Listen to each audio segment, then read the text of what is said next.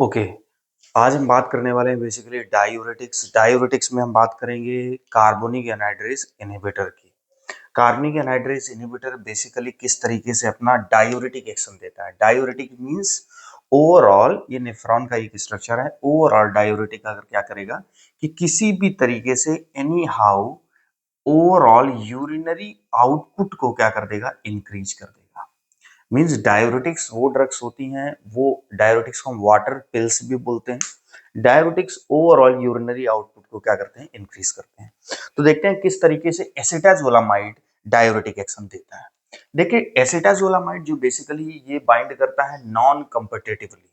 तो आपको जो अपनी कॉपी में आपके यहाँ जो कंपटीशन पर्पज से याद रखना है वो आपको ये कि ये नॉन कॉम्पिटिटिवली एक्ट करता है एंड रिवर्सिबली एक्ट करता है। Non competitive and reversibly acts कहां पे एक्ट करता है एस्टाजोलामाइड, पूरे नेफ्रॉन में। बेसिकली ये एक्ट करता है proximal कन्वोल्यूटिव tubule. Proximal कन्वोल्यूटिव tubule it means like यहां से अप टू द यहां तक।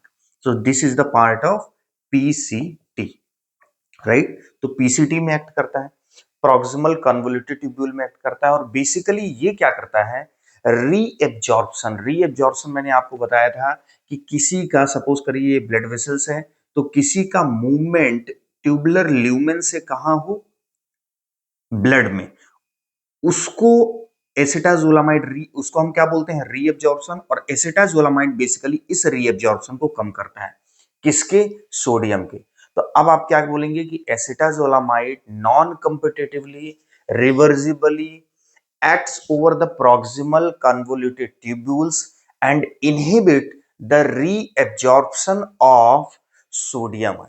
किसके reabsorption को inhibit करता है, सोडियम आयन के। तो बेसिकली आइए देखते हैं हम किस तरीके से ये एक्ट कर रहा है। देखिए हमारे बॉडी में बेसिकली लाइक सोडियम बाइकार्बोनेट जब ये ब्लड से ट्रेवल करके आता है और ग्लोमेरुलस फिल्ट्रेट से यहाँ आ जाता है बॉमन कैप्सूल में, तो ये बेसिकली डिवाइड हो जाता है N plus and SCO3 minus में। इतना ये बेसिकली आपका ये कहां से आ रहा है, NaHCO3 वेस्कुलर कंपार्टमेंट ब्लड से आ रहा है। ब्लड से यहाँ पे ये फिल्टर हुआ और ये आया इस नेफ्रॉन के हेड में। और नेफ्रॉन में जब आया then it will eventually dissociate किसमें होगा, Na plus and SCO3 minus. जब ये Na प्लस और SCO3 माइनस में होगा तो देखिए अभी आपको एक जनरल जो एक चीजें समझनी है, ये जो ग्रीन कलर से हैं ये आपकी पीसीटी की सेल्स हैं, इपिथेलियल सेल्स हैं।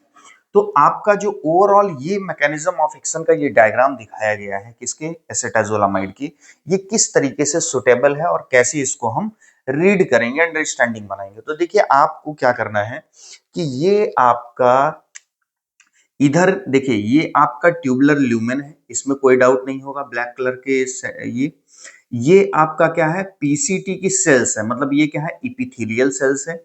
इसके इधर क्या होता है बच्चों, इसके इधर पूरा ब्लड वेसल्स का, चारों तरफ ब्लड वेसल्स का ओवरऑल नेटवर्क होता है। और बीच का ये जो स्पेस होगा, the space in between the epithelial cell and this blood vessels is called extracellular fluid. यहां पे क्या होगा, ईसीएफ, राइट। तो अभी हम देख पा रहे हैं कि ये आपका ट्यूबुलर ल्यूमेन है and this is epithelial cell and then extracellular fluid and then this vascular compartments। अब रीअब्जॉर्प्शन का सेंस क्या होता है, कोई चीज ट्यूबुलर ल्यूमेन से through the epithelial cells through the extracellular fluid कहां चली जाए, वैस्कुलर कंपार्टमेंट में। और एसिटाजोलामाइड बेसिकली प्रॉक्सिमल कन्वोल्यूटिव ट्यूब्यूल में सोडियम के रीअब्जॉर्प्शन को इनहिबिट कर रहा है। तो अब देखिए उसकी मैकेनिज्म क्या है। ये जो आपका पार्ट है जस्ट ये है आपका ट्यूबुलर ल्यूमेन। क्या है, ट्यूबुलर ल्यूमेन, राइट। तो ये ट्यूबुलर ल्यूमेन है, ये पूरा इन बिटवीन। अब इस डायग्राम को आप इतना कट कर लीजिए, इतना, राइट। तो ये चीज आपकी ट्यूबुलर ल्यूमेन हो गई यहां पे। उसके जस्ट बगल में इपिथेलियल सेल है, ये ग्रीन कलर से आपकी क्या हो गई, ये इपिथेलियल सेल। और फिर क्या है, ईसीएफ। तो ये जो स्पेस था ये हो गया आपका एक्स्ट्रा सेलुलर फ्लूइड और ये जो वेसल्स थी ये हो गई आपकी वेसल्स, राइट, ब्लड वेसल्स। तो अभी देखिए हम किस तरीके से पढ़ते हैं। ओवरऑल ऊपर से क्या आ रहा है, NaHCO3 जो कि फर्दर डिवाइड हो रहा है Na plus and SCO3 minus में। तो ये NaSCO3 आया from the vascular compartment and eventually it dissociate into the Na+ and SCO3 minus. Now this Na+, there will be a antiport. इसका नाम लर्न करना होगा. इसका नाम होता है सोडियम हाइड्रोजन एंटीपोर्ट. और बच्चों अगर इसके साइट में अगर कोई पूछता है तो देखिए ये आपका ल्यूमेन है और ये आपका इपिथेलियल सेल है. तो ल्यूमेन से जस्ट एडजेसेंट है तो हम इस साइट को बोलेंगे ल्यूमिनल साइट. क्या बोलेंगे? Luminal site. ये कौन सा साइट है? Luminal site. राइट. और जस्ट ल्यूमिनल साइड के अपोजिट ये साइड कौन सा है? ये जो ग्रीन वाली ये है, ये this is basolateral side. Away from the luminal side, दूर जो होगी that is basolateral side. And just near the luminal side is just near the lumen is this is luminal side. So as the sodium bicarbonate come from the vascular compartment and reaches into the tubular lumen, it eventually dissociate into the Na plus and SCO3 minus. Right. Now this Na plus is uptaken by the sodium hydrogen antipode. Antipode का मतलब क्या है कि अगर sodium अंदर आ रहा है तो जो भी एंटीपोड, अगर सोडियम पोटेशियम एंटीपोड है तो ये पोटेशियम को क्या करेगा? बाहर करेगा. चूंकि ये हाइड्रोजन एंटीपोड है तो हाइड्रोजन को क्या कर रहा है? बाहर कर रहा है. तो now this sodium will come and through with the help of sodium hydrogen antipode, ये सोडियम को कहां आ गया? इपिथेलियल सेल के अंदर. और इपिथेलियल सेल से ये सोडियम सोडियम कार्बोनेट सिम्पोर्टर, ये क्या है? Sodium carbonate सिम्पोर्टर. एंटीपोर्ट में दोनों का डायरेक्शन अलग होगा, सिम्पोर्ट में दोनों का डायरेक्शन सेम होगा. तो सिम्पोर्टर की हेल्प से सोडियम इधर चला गया एंड बाइकार्बोनेट इधर चला गया. इधर चला गया मींस ईसीएफ में चला गया और ईसीएफ से कहां चले जाएंगे? In the vascular compartment. तो हमने क्या देखा कि जो बेसिकली आपका सोडियम हाइड्रोजन एंटीपोर्ट था, ये रिस्पॉन्सिबल था कि आपका किस तरीके से आपका सोडियम आयन इस वेस्कुलर कंपार्टमेंट के अंदर चला जाए. अब देखिए जो ये बाइकार्बोनेट आयन है, ये बाइकार्बोनेट आयन इवेंचुअली किससे कंबाइंड हो रहा है? H प्लस से. और इसको H, देखिए इस पूरी एसिटाजोलामाइड के मैकेनिज्म में सबसे इंपॉर्टेंट है कि आपको ये पता चले कि ये H प्लस कहां से आ रहा है. तो ये H प्लस बेसिकली जो आ रहा है, ये आपका जब SCO3 माइनस डिसोसिएट हुआ और SCO3 से ये आपका Na plus and this is SCO3 minus. SCO3 minus H plus से कंबाइंड हुआ और H प्लस बेसिकली इसको कहां से मिल रहा है? ये H प्लस आ रहा है बेसिकली जो अंदर आपके ये SCO3 माइनस किससे कंबाइंड हुआ? ये H प्लस से. और H प्लस, ये H प्लस अभी जस्ट इसके बाद डिस्कशन होगा कहां से आ रहा है. तो H प्लस कंबाइंड हुआ SCO3 माइनस से और ये बन गया H2CO3. This carbonic acid in the presence of carbonic anhydrase, carbonic anhydrase को, कार्बनिक एनहाइड्रेज इसको डिसोसिएट करेगा H2O और CO2 में. And H2O and CO2 as the water के लिए ये वॉल परमेबल है and CO2 is a gas, so it can easily diffuse across the this luminal side. तो ल्यूमिनल साइड से वाटर एंड CO2 अंदर आ गए. Again water and CO2 in the presence of carbonic anhydrase. Carbonic anhydrase दोनों इस direction में भी reaction देता है और इस डायरेक्शन में भी रिएक्शन देता है, इधर से इधर और इधर से इधर. तो कार्बनिक एनहाइड्रेज के प्रेजेंस में H2O and CO2 again associate होंगे और क्या बना लेंगे? H2CO3. Now this H2CO3 again will dissociate in the presence of carbonic anhydrase. Carbonic anhydrase SCO3 minus, जो कि किसके? सोडियम बाइकार्बोनेट सिम्पोर्टर के थ्रू बाहर चला गया था और क्या निकला यहां से? H plus. H plus sodium hydrogen antipode use कर लेगा तो हाइड्रोजन अंदर आ जाएगा और सोडियम बाहर चला जाएगा. मींस ओवरऑल कार्बनिक एनहाइड्रेज का बहुत बड़ा रोल है यहाँ पे, क्योंकि कार्बनिक एनहाइड्रेज एक ऐसा एंजाइम है जो इपिथेलियल सेल के अंदर किसकी अवेलेबिलिटी को बढ़ा रहा है? इस H प्लस आयन की.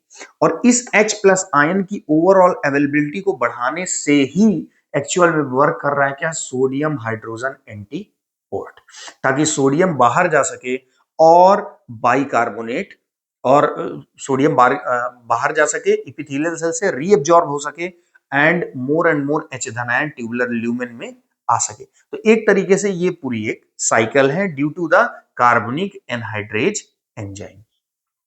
लेकिन अगर ओवरऑल पर्पस देखें तो जो सोडियम बाइकार्बोनेट आया, इसका SCO3 माइनस एब्जॉर्ब कर लिया गया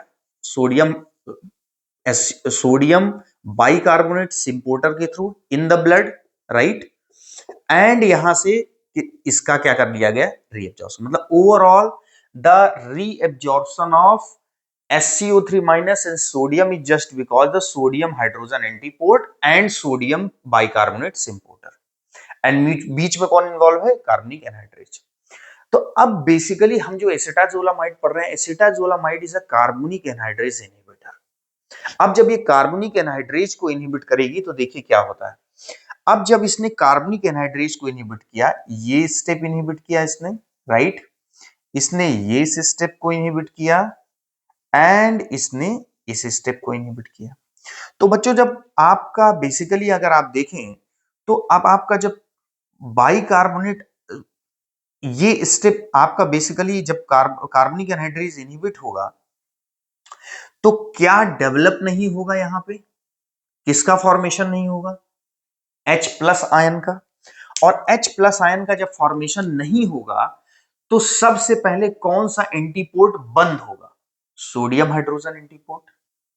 और जब H प्लस आयन का H प्लस आयन बंद होगा, सोडियम हाइड्रोजन एंटीपोर्ट वर्क नहीं करेगा क्योंकि H धन आयन की अवेलेबिलिटी यहां क्या हो जाएगी, कम, जिससे ये एंटीपोर्ट, इसको सोडियम को, एंटीपोर्ट का काम है सोडियम को बाहर थ्रू करना और हाइड्रोजन को अंदर लेना। लेकिन जब यहाँ पे हाइड्रोजन की अवेलेबिलिटी कम हो गई तो ये एंटीपोर्ट बंद हो जाएगा, स्टॉप हो जाएगा, जिससे सोडियम अंदर रीएब्जॉर्ब नहीं होगा। और जब सोडियम रीएब्जॉर्ब नहीं होगा इट मींस ये फॉरवर्ड नीचे की तरफ जाएगा, टुवर्ड्स किसका, जैसे पीसीटी से toward loop of Henle and collecting overall digital convoluted tubule and collecting duct, उधर की तरफ शिफ्ट हो रहा है, मतलब यूरिन में पास होने के लिए जा रहा है, राइट।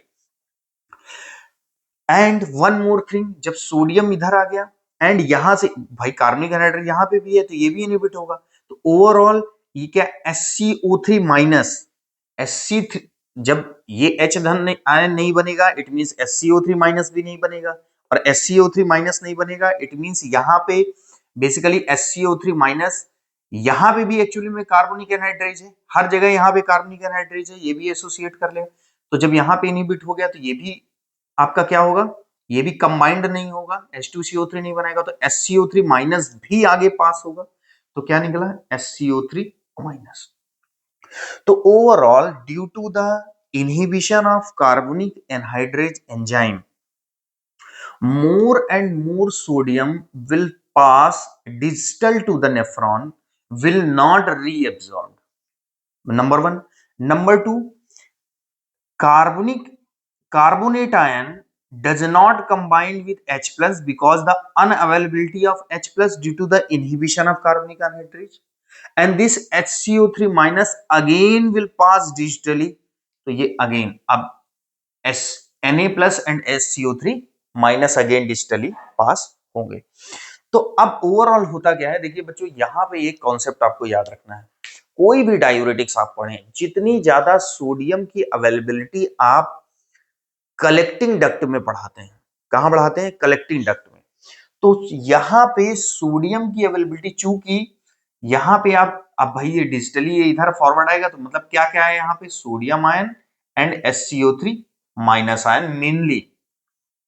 तो सोडियम आयन का यहां पे, चूंकि यहां पे भी एपिथेलियल सेल है, यहां पे एक्सचेंज हो जाता है किससे, पोटेशियम से।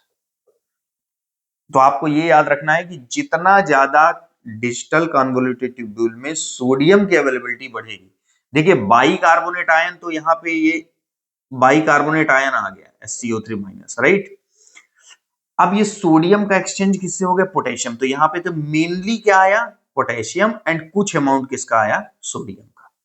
तो आपको ये याद रखना है कि जब कभी सोडियम कलेक्टिंग डक्ट में जितना ज्यादा आएगा उतना ये एक्सचेंज कर लेगा अपने आप को, किसको, पोटेशियम से, राइट। तो बेसिकली यहां पे यूरिन में जो आउटपुट मिला वो sodium, oh sorry, mainly bicarbonate, potassium and sodium. तो ये आपका ओवरऑल एसिटाजोलामाइड के थ्रू इसका एक्शन था कि एसिटाजोलामाइड ने किस तरीके से कार्बोनिक एनहाइड्रेस को इनहिबिट करके H धनायन की अवेलेबिलिटी को कम करके सोडियम हाइड्रोजन एंटीपोर्ट को रोक के Na+ को फॉरवर्ड मूव करवाया एंड SCO3 माइनस भी फॉरवर्ड मूव हुआ क्योंकि H+ की अवेलेबिलिटी यहां क्या हो गई, कम हो गई। तो ये बेसिकली से इस तरीके से आपका एसिटाजोलामाइड का एक्शन है। अब ये जब बाहर निकलेंगे तो अलोंग विद वाटर निकलेंगे, तो इस तरीके से एसिटाजोलामाइड डायूरेटिक एक्शन अपना देता है। यहां पे दो चीजें समझने लायक है कि एसिटाजोलामाइड ने यूरिन में मींस ट्यूबुलर फ्लूइड में बेसिकली किस आयन को ज्यादा बढ़ाया कि जिसकी वजह से वो यूरिन में बेसिकली आया, तो वो है सोडियम पोटेशियम बाइकार्बोनेट। तो मेनली बाइकार्बोनेट की वजह से the basic nature of bicarbonate is responsible for making this tubular fluid alkaline. अब जब ये एल्कलाइन होगा तो हम बोलेंगे कि एसिटाजोलामाइड बेसिकली क्या करता है, यूरिनरी एल्कलोसिस। क्या करता है, यूरिनरी एल्कलोसिस। तो उसको हम देखते हैं, एसिटाजोलामाइड क्या कर रहा है, यूरिनरी एल्कलोसिस। क्या इसका किसी को रीजन नहीं समझ में आया? करेक्ट, बिल्कुल आ गया होगा, क्योंकि एसिटाजोलामाइड बेसिकली क्या कर रहा है, बाइकार्बोनेट आयन की अवेलेबिलिटी को कहां बढ़ा रहा है, ट्यूबुलर ल्यूमेन में, यूरिन में, और यूरिनरी क्या कर रहा है, एल्कलोसिस। बच्चों देखिए, जैसे अगर सपोज करिए ये आपका, अच्छा इस तरीके से आप समझिए, ये आपका वेस्कुलर कंपार्टमेंट है, यहां पे आपका क्या है, ब्लड है। ब्लड से ही तो ये सोडियम बाइकार्बोनेट आ रहा है, और बाइकार्बोनेट की वजह से यहां बेसिकली क्या हो रहा है, यूरिनरी एल्कलोसिस। तो जब ये एल्कलाइन चीज ब्लड से जितनी ज्यादा शिफ्ट हो गई, इट मींस एल्कलैनिटी किसकी कम हो गई, इस ब्लड की। तो क्या मैं ये नहीं कह सकता कि अगर यहां यूरिनरी एल्कलोसिस होगा तो यहां पे सिस्टेमिक सर्कुलेशन में एसिडोसिस होगा, और उसको हम बोलते हैं मेटाबॉलिक एसिडोसिस। ये जस्ट एक दूसरे के रिवर्स चलते हैं। यहां पे तो हमारा कॉन्सेप्ट फिट बैठ रहा है, क्योंकि यूरिनरी एल्कलोसिस हो रही है तो हम बोल रहे हैं मेटाबॉलिक एसिडोसिस होगी। और अगर यूरिनरी एसिडोसिस होती मींस एसिडिक सब्सटेंस ज्यादा से ज्यादा यहां आ जाते, तो वहां क्या हो जाता, ऑटोमेटिकली बढ़ जाता एल्कलाइन। तो अगर यूरिनरी एसिडोसिस होता तब हम बोलते मेटाबॉलिक एल्कलोसिस, राइट। अभी यहां पे यूरिनरी एल्कलोसिस है, इसलिए मेटाबॉलिक क्या है, एसिडोसिस। तो ये कॉन्सेप्ट आपको जरूर याद रखना है। अच्छा, इसका एक्शन बच्चों सेल्फ लिमिटिंग है। अब सेल्फ लिमिटिंग कैसे है, चूंकि यूरिनरी एल्कलोसिस की वजह से मेटाबॉलिक क्या हो गई, एसिडोसिस हो गई। तो यूरिनरी एल्कलोसिस की वजह से जब मेटाबॉलिक एसिडोसिस हुई तो बॉडी ये नहीं चाहेगी, बॉडी क्या करेगी, उस मेटाबॉलिक एसिडोसिस को मैनेज करना चाहेगी, किससे, एल्कलोसिस से। या आप ये कह लो एल्कलोसिस को कम करके एसिडोसिस से मैच करना चाहेगी। मतलब ओवरऑल आपका अगर यहां पे एसिडोसिस हो गई है और यहां एल्कलोसिस, जैसा कि एस्ट्राजोलामाइड में बेसिकली होता है, तो इसको मैनेज करने के लिए ये बाइकार्बोनेट आयन को ज्यादा से ज्यादा निकलने नहीं देगी। और चूंकि एसिटाजोलामाइड का एक्शन ही इस बात पे है कि जितना ज्यादा सोडियम बाइकार्बोनेट आएगा उतना ज्यादा Na+SCO3 minus along with potassium यहां पे एक्सक्रीट आउट होगा यूरिनरी वॉल्यूम में। तो जब बॉडी ही इसको निकालना नहीं चाहेगी तब हम इसको बोलेंगे कि इसका एक्शन कैसा है, सेल्फ लिमिटिंग। मतलब एसिटाजोलामाइड का एक्शन कैसा है, सेल्फ लिमिटिंग, खुद को खुद से कंट्रोल करने वाला एक्शन। तो एक ये पॉइंट आपको समझ में आ गया। देखिए बेसिकली हम एस्ट्राजोलामाइड का यूज कहां कहां करते हैं, ग्लाउकोमा में, क्योंकि ग्लाउकोमा में बाइकार्बोनेट आयंस वगैरह बेसिकली इन्वॉल्व होते हैं। तो बाइकार्बोनेट आयन का आप जब यूरिनरी यूरिनरी यूरिन के माध्यम से आप उसको बॉडी से निकालते हो तो ओवरऑल इंट्राऑकुलर प्रेशर कम होता है। यही वजह होता है कि ग्लाउकोमा में भी हम एस्ट्राजोलामाइड यूज करते हैं, क्योंकि वहां पे जो एक्वस ह्यूमर बेसिकली बढ़ा उसका कंपोनेंट होता है बाइकार्बोनेट आयन भी होता है। एसिडिक ड्रग पॉइजनिंग, अब आपको पता है, मान लीजिए किसी ड्रग से आपको क्या हो गई, पॉइजनिंग हो गई, और उस ड्रग का नेचर क्या था, एसिडिक। तो एसिडिक ड्रग पॉइजनिंग से आप, जब वो ड्रग अगर यहां पे आती है यूरिन यहां पे, तो अगर उसका रीएब्जॉर्ब, आप कभी नहीं चाहोगे कि पॉइजन का क्या हो, रीएब्जॉर्प्शन। तो रीएब्जॉर्प्शन किसी ड्रग का कब होता है, जब वो होती है अनआयनाइज्ड स्टेट में। किसी ड्रग का रीएब्जॉर्प्शन कब होता है, जब वो होती है अनआयनाइज्ड स्टेट में। अच्छा, कोई ड्रग अनआयनाइज्ड स्टेट में कब होती है, जब वो अपोजिट मीडियम में होती है, राइट। सॉरी, अनआयनाइज्ड स्टेट में तब होती है जब वो सेम मीडियम में होती है। लाइक एसिडिक यहां है तो एसिडिक यहां हो, लेकिन चूंकि यहां पे मीडियम क्या है कि ड्रग का नेचर कैसा है, एसिडिक ड्रग से पॉइजनिंग हुई, और यहां पे मीडियम कैसा है, एल्कलोसिस, बाइकार्बोनेट की वजह से एल्कलोसिस है, तो अपोजिट हो गया, तो वो एसिडिक ड्रग हमारी क्या हो जाएगी, हाईली आयोनाइज्ड। अपोजिट मीडियम में ड्रग हाईली आयोनाइज्ड हो जाती है, सेम मीडियम में अनआयोनाइज्ड होती है, और अनआयोनाइज्ड ड्रग ही इसको क्रॉस करके रीएब्सॉर्ब होगी। तो चूंकि ड्रग आयोनाइज्ड हो गई, अपोजिट मीडियम था, ड्रग एसिडिक थी, मीडियम यहां एल्कलोसिस था, तो वो ड्रग आसानी से क्या हो जाएगी, एक्सक्रीट हो जाएगी, रीएब्सॉर्ब नहीं होगी। तो ये एसिडिक पॉइजनिंग का कॉन्सेप्ट आपको समझ में आ गया, राइट।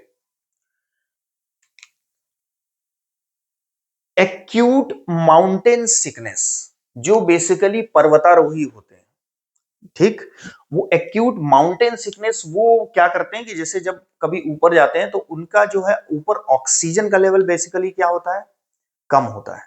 तो ऊपर जब ऑक्सीजन का लेवल कम होता है, आप जब उस समय एसिडाजोलामाइड अगर आपने इनिशियली लिया है, तो एसिडाजोलामाइड बेसिकली क्या करता है कि मेटाबॉलिक एसिडोसिस करता है, और मेटाबॉलिक एसिडोसिस को मेंटेन करने के लिए जो रेस्पिरेटरी सेंटर होता है वो रेस्पिरेशन को बूस्ट करता है। तो रेस्पिरेशन को जब आप बूस्ट करते हैं तब आप अच्छे से क्या करते हैं, इनहेल कर पाते हैं, अच्छे से रेस्पिरेशन कर पाते हैं। और यही वजह होती है कि एक्यूट माउंटेन सिकनेस में भी एसिटाजोलामाइड इनिशियली प्रेफर्ड की जाती है। तो एक्यूट माउंटेन सिकनेस में जब आप हाईएस्ट पीक में जाते हैं तो बेसिकली वहां का लेस ऑक्सीजन लेवल होता है, और चूंकि जब आप एस्टाजोलामाइड ले रहे हैं तो बेसिकली आपका क्या है, मेटाबॉलिक एसिडोसिस। इस एसिडोसिस को मैनेज करने के लिए आप रेस्पिरेशन को तेज करेंगे ताकि ज्यादा से ज्यादा क्या मिल सके, ऑक्सीजन, क्योंकि रेस्पिरेशन एसिडोसिस में किसका लेवल बढ़ चुका है, CO2 का। तो रेस्पिरेशन को फास्ट करने के लिए आप बेसिकली क्या करते हो, एसिटाजोलामाइड लेते हो, ताकि आप ऊपर जाके आसानी से क्या ले सको, रेस्पायर कर सको। तो ये आपका 3 जगह इसका यूज है, और यूज तो इसका डायूरेटिक में, चूंकि ये बहुत ज्यादा प्रोमिनेंट या पोटेंट डायूरेटिक नहीं होती, लो सीलिंग डायूरेटिक्स होती है, तो डायूरेटिक्स में इसको प्रेफरेबली ज्यादा यूज नहीं करते। Glaucoma, acid poisoning and acute mountain sickness में यूज करते हैं। देखिए एक पॉइंट और है आपका कि इसका कॉन्ट्राइंडिकेशन। कॉन्ट्राइंडिकेशन ये 2 जगह है आपका, लिवर डिजीज में और कोरोनरी ऑब्स्ट्रक्टिव पल्मोनरी डिजीज में। लीवर डिजीज में बेसिकली अगर कोई लीवर कैरोसिस है, तो लीवर, चूंकि हमको पता है कि प्रोटीन का मेटाबॉलिक प्रोडक्ट हमारा अमोनिया होता है, और प्रोटीन का मेटाबॉलिक प्रोडक्ट जब अमोनिया होता है तो बेसिकली यहाँ पे लीवर से, आपका लीवर में जो प्रोटीन मेटाबोलाइट हुई तो उसने क्या बनाया, अमोनिया बनाई, और अमोनिया को बॉडी से रिमूव करने के लिए, राइट, बॉडी से रिमूव, अमोनिया को बॉडी से रिमूव करने के लिए जो यूरिन का मीडियम है, चूंकि अमोनिया का नेचर कैसा है, बेसिक, तो चूंकि एस्ट्राजोलामाइड लेने के बाद यहां का नेचर भी क्या हो गया है, बेसिक, तो सेम मीडियम में ड्रग क्या आयनाइज्ड होगी, नहीं होगी, क्या हो जाएगी, वो रीअब्सॉर्ब्ड इन द ब्लड।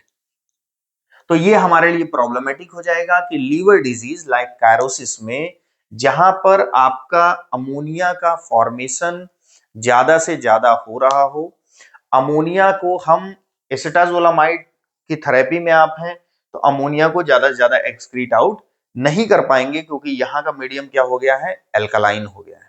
तो बार बार क्या होगी, रीअब्सॉर्ब होगी, और ब्लड में जब अमोनिया का लेवल बढ़ेगा तो there may be chances of hepatic coma.